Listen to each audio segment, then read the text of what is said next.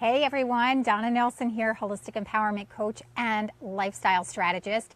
Today, like the caption said, I want to share with you a little insight because I feel like there might be some impression, maybe in the general sense, that your emotional state somehow determines your desire to change or improve and grow who you are as a person or create change in your life. And I'm using the examples of depression and anxiety because there are two that most of us are familiar with, and there are two that have contrasting energies. So depression is more of an energy that is a low energy. It's inward focused. Anxiety is an outward projected energy, and it's a high energy emotion. Both are negative emotions, but anxiety is high and depression is low. One is inward, depression, and one is outward, which is anxiety. And the reason that I'm actually talking about this and wanted to just share a little insight and some solutions with you about this is because I'm planning a live event. And I was talking with someone today about who might come to the event and what's going on in their life and so on and so forth. And they had suggested that it's probably not a good idea to create language around or be sure not to have people that are depressed or that have depression, and implied that the reason is because people that have depression don't have this willingness to change. And I had to just really take a moment with that because I know how untrue this really is. In fact, I probably wouldn't have any clients if I didn't work with people that felt depressed or were diagnosed with a depression disorder. Most of my clients are on anti-anxiety, anti-depression meds. In fact, 2015 statistics that there's 16 million people just in the United States alone that are diagnosed with major depression. I'm not talking about having some depression, depressive symptoms, or feeling low, or not, being motivated in life, which, if you ask someone that has those symptoms, if they're depressed, they may tell you yes, but major depression takes it to another level and hangs on for much longer. And that's 16 million people. And there's 40 million people in the United States alone that are diagnosed with anxiety. And I bet we all know people that have depressive symptoms, have anxiety, that aren't even diagnosed. They're not on medication. They're struggling through day to day with these negative energies. And so, not to belabor that, but the other thing too is that 50% of those diagnosed with depression also have anxiety. So while I'm sharing with you why I wanted to share this, the other point of it is that you can actually be depressed and have a desire for change. You can have anxiety and have a desire for change. So, our desire and our willingness, whether it's a high negative emotion or a low negative emotion, is not determined based on our emotional state. It's determined based on our thoughts, our beliefs, our attitudes, and our actions. That's what is going to determine our willingness to change. Now, do our emotions impact our thoughts, our beliefs, our actions? Yes, they can. Can our emotions affect, or rather can our thoughts and our beliefs and our actions affect how we feel at any moment in time? Absolutely. But one does not always necessarily determine the other or a willingness or a desire to change. So, and you can be depressed and have zero desire to change. You can also not have depression and have zero desire to change, right? So, which just speaks to the fact that if you have depression and you have no desire to change, that would imply that, well, if you don't have depression, you should have a desire to change. And it's just not true. We know this is not true. And I'm curious, for those of you that tune in, if you're brave enough and you're willing to share, and it's totally okay if you don't, I understand. If you've experienced some depression in your life, and where your willingness is to, and desire is to want to create change in your life despite where your emotional energy is right now. So, and even if you've worked through that in some way, and then what did you do? What was it that helped you through that? And I'm going to give some suggestions here in just a few minutes. So, and you know, the same thing that I'm saying goes for anxiety or any emotional state, right?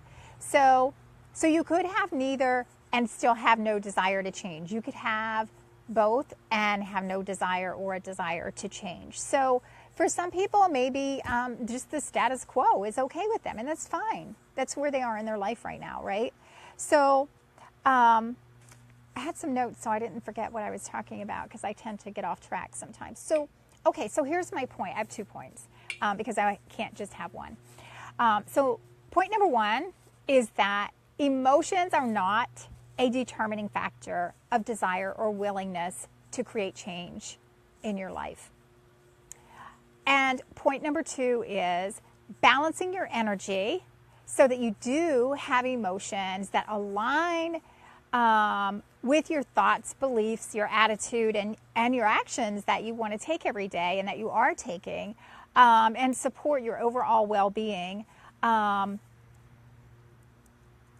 where your body is functioning optimally. I can't read my notes, that's a problem.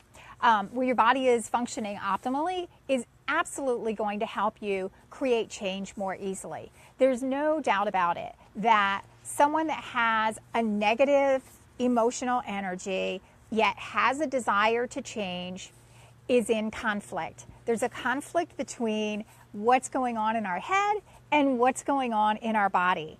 And this whole mind-body emotion connection that we understand now today is so important to help us really function at our optimal level, personally and professionally, so we can really max out and go through life with more ease. And the more emotionally balanced and connected we are, mentally, physically, emotionally, and spiritually, the more we can go through life with ease. And so what was my other point here? So I guess that's what I was saying. So so final wrap up. So how do you balance your emotional energy? So there's 3 tools, super simple tools that I use with my clients that can help you balance your energy emotionally. And it doesn't matter if you're high or if you're low, or if you're like this every other minute or whatever. These 3 techniques or tools are going to help you in that. And maybe you'll need some guidance or some mentoring or something, do some Googling on them to find out more. Or you can PM me and I'll be happy to help you navigate through the where, the what, the how, and all of that stuff. Okay, so here is number 1. The first thing is, okay, there's no order to these because you can do them in any order. I haven't ordered to them. I'm not even giving you that's into the order that I'm giving. I'm giving in what I think is really the most important. So what I think is the most important is to literally get to the root of what is causing this emotional imbalance. There is an energy that is blocked within your body if you're experiencing a negative emotion. And we need to get to the root of what is causing that so we can shake it loose and release it from your body so that then your body can function at an optimal level. Because then all of your body systems are going to be able to balance and self-regulate, which is where this whole mind, body, emotion, self-healing modalities are coming from, because your body has the ability to heal itself given the right information. And so releasing your negative emotions from where they're stuck in your body then is going to allow your body to start regulating and healing and functioning much better and getting away from this conflict between struggling with these negative emotions and yet having this mental, logical, conscious desire to do more, to be more, to have more, and get out of this funk, right? Okay, so the way that the most effective way that I know to get to that with the techniques that I use is EFT tapping. So find an EFT tapping practitioner that you could work with, or you could even do some Googling, look on YouTube and find some tapping, and maybe you'll find something there that you could, you know, as a matter of repetition, find to help work you through it. If it's something that's been going on for a long time that you felt this way, then it's better to work with a practitioner so that you can figure out how they can help you dig into that stuff around the mindset and around the emotions and, you know, work through all of it. And you can message me and I can help you with that or find somebody that's a good match for you. Okay? So using EFT is really going to help you identify the root cause and release that blocked energy, right? It's an energy medicine technique. All right, so the second thing is heart-centered breath work. I use the techniques that are have been researched and studied scientifically by HeartMath. I've been using them for years, and they're super effective in shifting your energies and teaching your body how to get in coherence, where all of your body systems are in flow. All of your emotions are balanced, right? And which you have control over through the power of your breath. All right, third one is essential oils. I love essential oils. And they have, there are certain oils, these are plant-based constituents that have very targeted frequencies to support you in different emotional states. So whether you're needing a pick-me-up in an emotional state or something to bring and calm you down from stress and overwhelm or anxiety, there's an oil for that. I use Young Living essential oils. They're a high-quality therapeutic grade oil. I love them. And I'm not saying they're the only thing in the game. I'm saying that's what I use, and it's what I love, and it's what I share with my clients. So these are your three things.